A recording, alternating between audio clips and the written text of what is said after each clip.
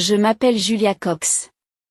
Debout sur le balcon d'un luxueux complexe hôtelier de Miami Beach, je n'aurais jamais cru que mon cœur puisse souffrir à ce point alors que je contemplais la mer au crépuscule. Cette semaine de vacances, qui devait être l'occasion de se faire des souvenirs en famille, s'est transformée en cauchemar à cause de ma belle-sœur, Diana. Je suis heureuse en ménage avec Stephen depuis 10 ans. Tous deux cadres dans de grandes entreprises, nous avons fait beaucoup d'efforts pour arriver là où nous sommes aujourd'hui. Le choix de ne pas avoir d'enfants était une décision naturelle pour notre style de vie. Pas de grandes vacances par an, et quelques voyages le week-end. C'était le rythme de notre vie. Depuis quelques années, nous invitons les parents de Stephen à notre voyage familial annuel. Le père de Stephen, Douglas, âgé de 76 ans, voyait sa santé se détériorer progressivement, et sa mère, Harriet, âgée de 70 ans, se débattait seule pour s'occuper de lui. Le voyage de cette année avait une signification particulière. Douglas voulait retourner à Miami, où Harriet et lui avaient passé leur lune de miel il y a une 50aine d'années. Sa voix exprimait un sentiment d'urgence, comme s'il s'agissait peut-être de sa dernière chance. Je n'ai pas hésité à proposer de couvrir tous les frais. C'était un coût élevé, mais voir leur visage heureux valait bien plus que cela. Après tout, ils m'avaient accepté comme leur propre fille au cours des 10 dernières années. Cependant, tout a commencé à changer lorsque Diana, 38 ans, mère au foyer avec 3 enfants, a exprimé le souhait d'être accompagnée. Sa situation financière était difficile et les revenus de son mari couvraient à peine les dépenses de base. Chaque fois que nous partagions des photos de nos vacances, elle soupirait et disait « Je n'ai pas eu de bonnes vacances ». Comme elle faisait partie de la famille, j'ai accepté de couvrir ses dépenses. Avec le recul, cela a peut-être été ma première erreur. Dès notre arrivée à Miami, l'attitude de Diana n'était clairement pas la bonne. Le premier signe de problème est apparu quelques heures seulement après notre arrivée à la station balnéaire. « Julia, tu veux bien nous prendre en photo, j'en veux une avec ma famille seulement, dit-elle. » Ces mots m'ont transpercé le cœur, comme une lame de glace. J'avais l'impression que les liens que j'avais tissés avec ma famille au cours des 10 dernières années étaient instantanément réduits à néant. Stephen avait l'air perplexe, mais il est resté silencieux, ne voulant pas gâcher l'atmosphère.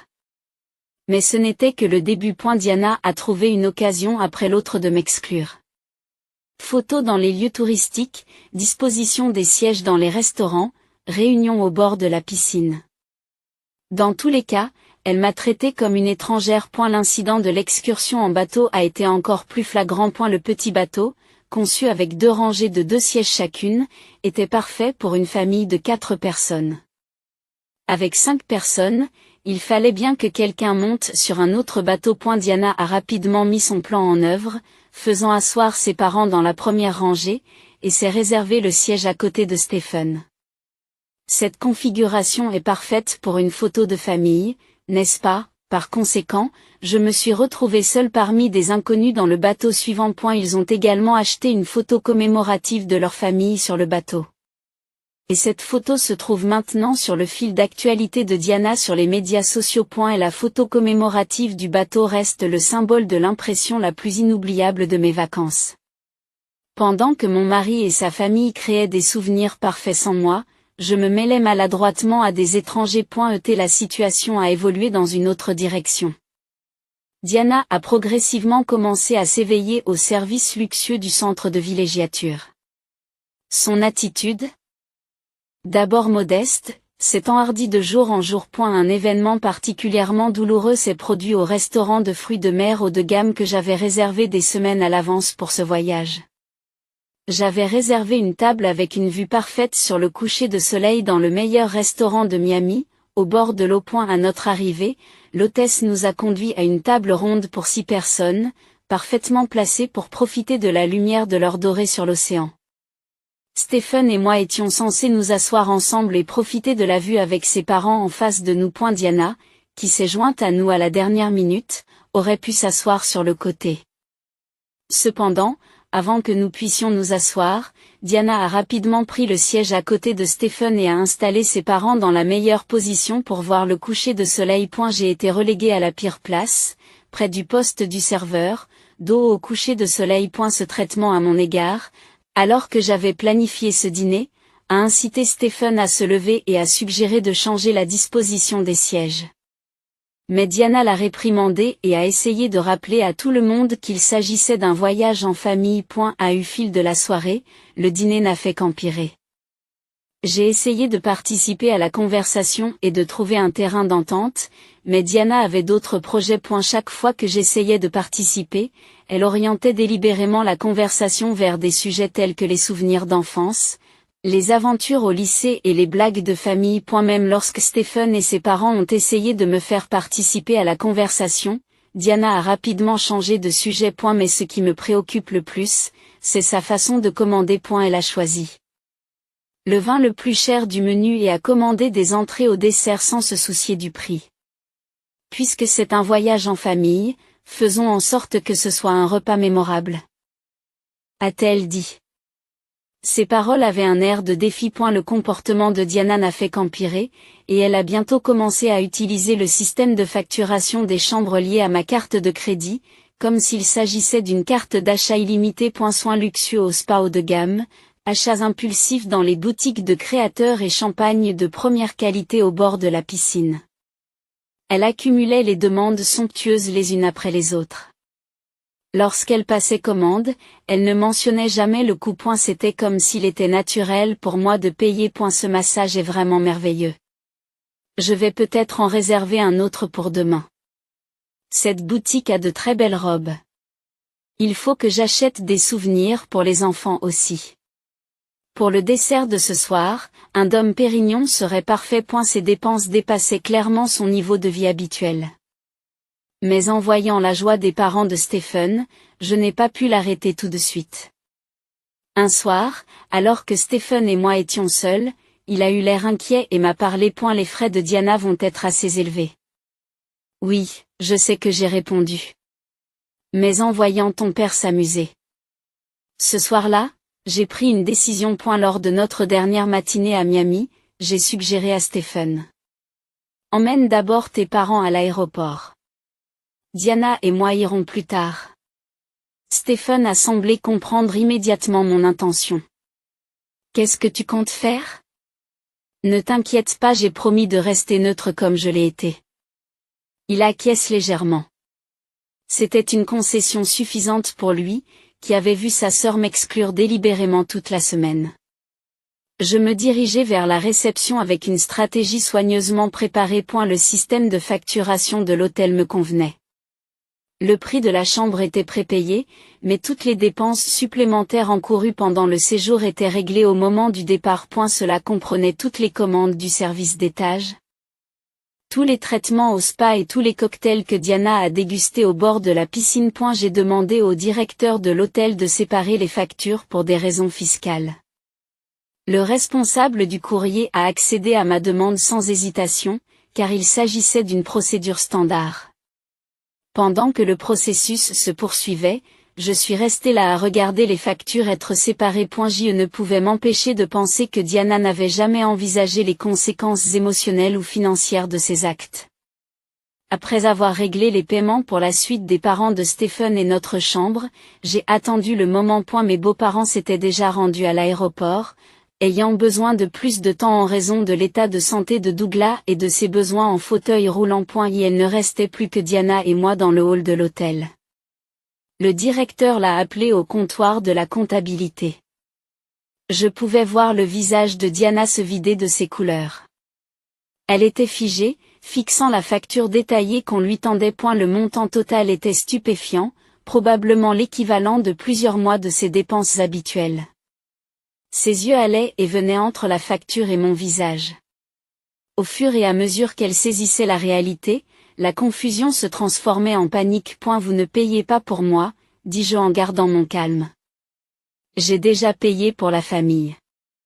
Tu dois payer ta part. Diana, tremblante, a tendu sa carte de crédit au gérant.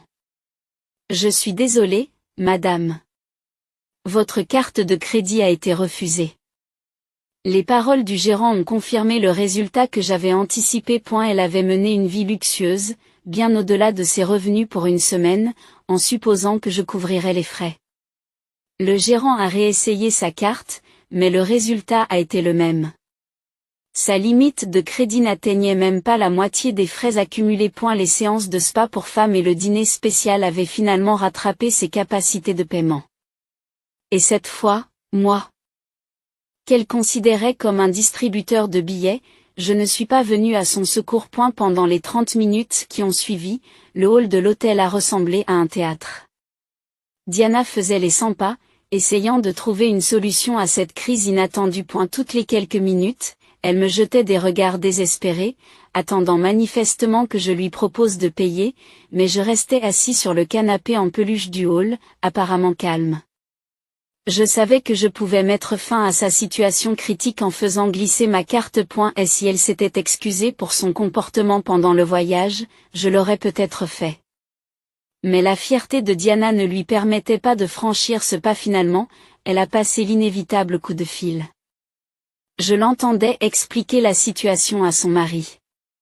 Le montant qu'elle avait accumulé était presque équivalent au salaire mensuel de son mari. À l'autre bout du fil, la voix de son mari s'échappait, lui demandant pourquoi elle avait fait des dépenses aussi inconsidérées.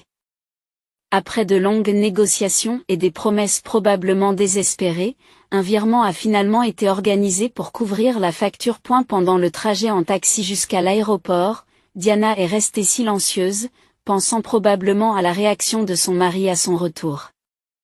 Mais elle n'est pas au bout de ses peines. À son arrivée à l'aéroport, alors que l'heure du départ approchait, elle s'est rendue compte qu'elle ne s'était pas encore enregistrée pour son vol. Tandis que je me faufilais dans l'enregistrement prioritaire, Diana a dû attendre dans la longue file d'attente normale pour enregistrer ses bagages. À fur et à mesure que le temps passait, elle s'irritait de plus en plus. À la porte d'embarquement, j'ai discrètement obtenu un surclassement en classe affaires pour moi, Stephen et ses parents, ce qui nous a permis de terminer notre voyage confortablement. Pendant ce temps, son expression en passant devant le spacieux siège de la classe affaires en disait long. Elle n'a pas dit un mot, mais sa mâchoire serrée et sa posture rigide en disaient long sur ses sentiments tout au long du vol. Pendant que nous profitions des services haut de gamme, elle passait son temps en classe économique. À un moment de l'atterrissage, Diana a perdu tout son sang-froid. Elle s'est précipitée vers ses parents qui récupéraient leurs bagages et a commencé à raconter sa version des faits. Selon son récit dramatique, je l'avais forcée à payer, je l'avais humiliée en public et je l'avais intentionnellement exclue du surclassement. Elle a commodément omis la partie où elle a passé une semaine à me harceler, essayant de m'exclure de chaque moment passé avec la famille. Douglas, visiblement fatigué par le voyage, est devenu visiblement angoissé au fur et à mesure que sa performance se poursuivait. Même à ce moment-là, elle ne se préoccupe pas de la santé de son père. Elle était trop occupée à se présenter comme la victime. Tout au long de la performance dramatique de Diana, j'ai gardé mon sang-froid. Attendant le bon moment, j'ai commencé à parler calmement. J'ai expliqué comment elle m'avait systématiquement exclu de tous les moments passés en famille pendant les vacances. Des photos réservées à la famille, des arrangements de sièges manipulés, des conversations intentionnellement exclusives. Tout cela financé par moi. La raison en était simple. Et si elle ne me considérait pas comme un membre de la famille à inclure dans les souvenirs, pourquoi s'attendait-elle à ce que je paie pour elle en tant que membre de la famille? Harriet est intervenue, interrompant brusquement la performance de Diana. Après avoir observé le comportement de sa fille pendant une semaine, elle avait atteint ses limites. Diana, ça suffit, dit-elle fermement. Nous ne voulons pas être absents pendant tout ce temps. Nous avons essayé de la faire participer. Mais tu avais ton propre plan pour la mettre à l'écart. Au lieu d'accepter la responsabilité, Diana a commencé à attaquer avec plus de férocité, révélant sa vraie nature. Vous utilisez l'argent pour contrôler la famille, m'a-t-elle accusée, avant de se tourner vers Stephen. Votre femme s'est alliée à vous pour m'humilier. Comment peux-tu être aussi cruel avec ta propre sœur? Elle a haussé le ton. Tu vois ce que cette femme te fait? Tu ne peux rien faire. Tu es lié à son argent. Ces accusations sans fondement ont provoqué une réaction féroce de la part de Stephen, transformant la zone de récupération des bagages en une scène de drame familial. Sans la présence de Douglas, la situation aurait pu dégénérer. Douglas, qui avait gardé un silence digne pendant tout le voyage, dit à Diana d'une voix douce, « Julia a fait assez pour nous et pour toi en tant que belle-fille.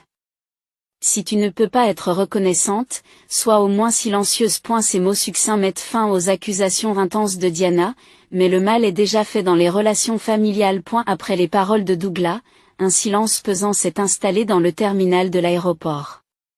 Sa demande de départ immédiat était empreinte d'une autorité tranquille. Je l'ai rapidement aidé à monter dans la voiture et nous sommes partis. Diana est restée seule. Bien qu'elle se trouve à 70 km de chez elle, sa fierté l'empêche de demander à monter dans notre voiture. Elle était venue à l'aéroport avec nous et n'avait pas apporté sa propre voiture. Le prix du taxi allait évidemment être exorbitant, mais après une semaine où Diana m'avait intentionnellement exclue, je ne m'en souciais plus. Le trajet jusqu'à la maison de mes beaux-parents s'est déroulé dans le calme. À l'arrivée, tous deux ont exprimé leur sincère gratitude pour les vacances. L'étreinte de Douglas était plus longue que d'habitude et avait plus de sens que les mots ne pouvaient en exprimer. Nous avons évité de parler de ce qui s'était passé pendant un certain temps, mais quelques jours plus tard, Stephen a finalement rompu le silence. Il a révélé que Diana était confrontée à de graves difficultés financières. Son mari était furieux de devoir faire le ménage après le comportement hautain de sa femme. Il exigeait un remboursement intégral et refusait de la tirer d'affaire pour ses dépenses extravagantes. Diana avait du mal à gérer à la fois le remboursement et les paiements réguliers de sa carte de crédit. Stephen a soutenu mes actions mais a gentiment suggéré que j'étais peut-être allé un peu trop loin. Il a toutefois admis que sa sœur avait besoin de ce rappel à l'ordre.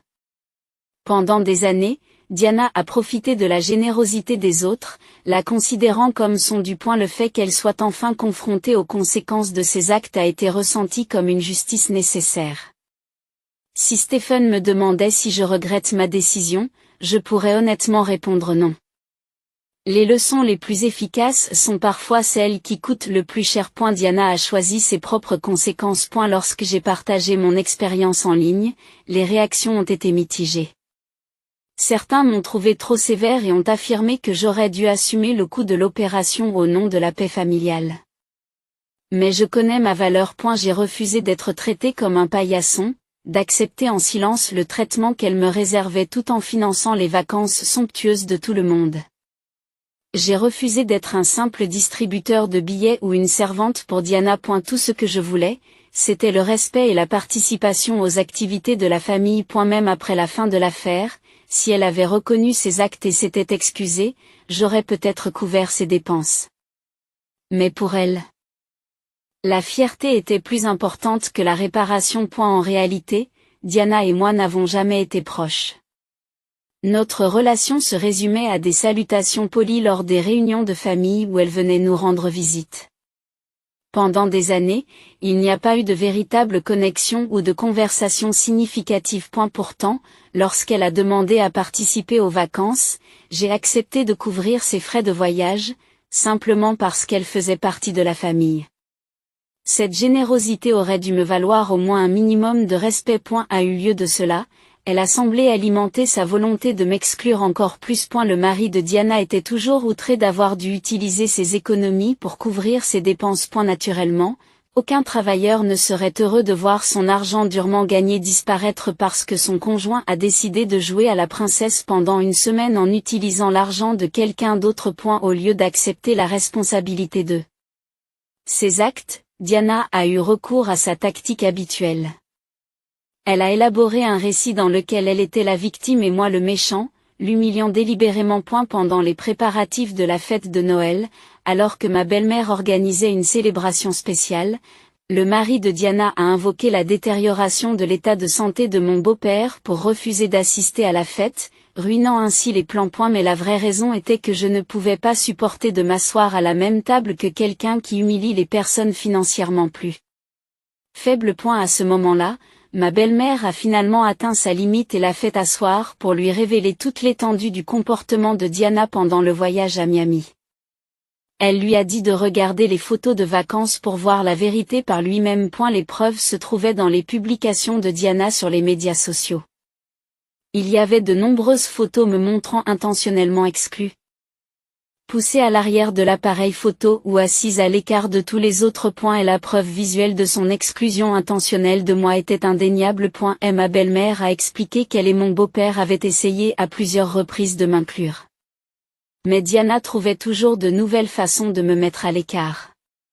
Ce qui rendait la situation particulièrement difficile, c'est que j'avais toujours respecté le mari de Diana. Nous n'étions pas des amis proches, mais nos échanges lors des fêtes de fin d'année avaient toujours été agréables et respectueux.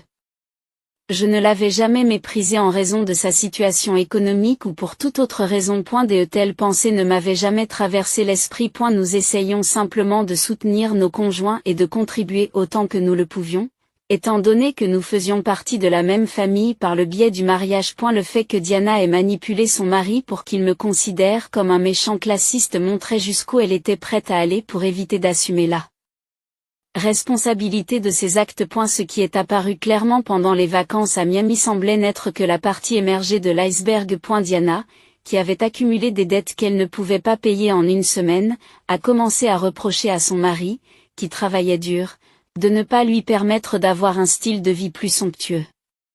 Ma belle-mère avait tout essayé pour persuader Diana. Elle a conseillé sa fille, défendu son gendre et essayé de faire comprendre à Diana le caractère déraisonnable de ses exigences. Cependant, les expériences luxueuses vécues lors du voyage à Miami semblaient avoir réveillé quelque chose de dangereux chez Diana. Celle qui prétendait autrefois se contenter de simples voyages en famille est devenue obsédée par la poursuite d'un style de vie qu'elle n'obtient pas. La situation était devenue très préoccupante. Ma belle-mère s'est sentie obligée de poser un ultimatum sévère. Elle a dit à Diana que si ses actions conduisaient à un divorce, elle ne devait s'attendre à aucun soutien de la part de la famille. Plus important encore, elle l'a averti de ne pas mettre son père au courant de ses problèmes conjugaux. Sa santé ne supporterait pas le stress de voir le mariage de sa fille s'effondrer à cause de ses actions. Sur le chemin du retour de la fête de Noël, j'ai réfléchi à la façon dont mon invitation bien intentionnée s'était retournée contre moi. Je me suis souvenu d'une phrase que j'avais vue au centre de villégiature. Une fois que vous aurez goûté au luxe d'une île privée, vous ne voudrez plus jamais mettre les pieds sur une île publique. Le même principe s'applique à quelqu'un qui vole en classe affaires après des années en classe économique. Il n'y a pas de retour en arrière possible. Par inadvertance, nous avons montré à Diana un mode de vie qu'elle ne pouvait pas conserver. Aujourd'hui, c'est son mari qui en paie le prix. Toute cette situation m'a rappelé à l'ordre. Il est douloureux de la voir incapable de payer ses factures, mais il est tout aussi difficile de voir à quel point cela a complètement déformé ses valeurs concernant les normes de vie. Son mari est un homme honnête qui a travaillé dur pour subvenir aux besoins de sa famille, mais il est puni simplement parce qu'il ne peut pas s'offrir le luxe temporaire qu'elle a connu. Je ne peux qu'espérer qu'elle retrouve la raison avant de détruire son mariage à la poursuite d'un mode de vie qu'elle ne peut pas se permettre.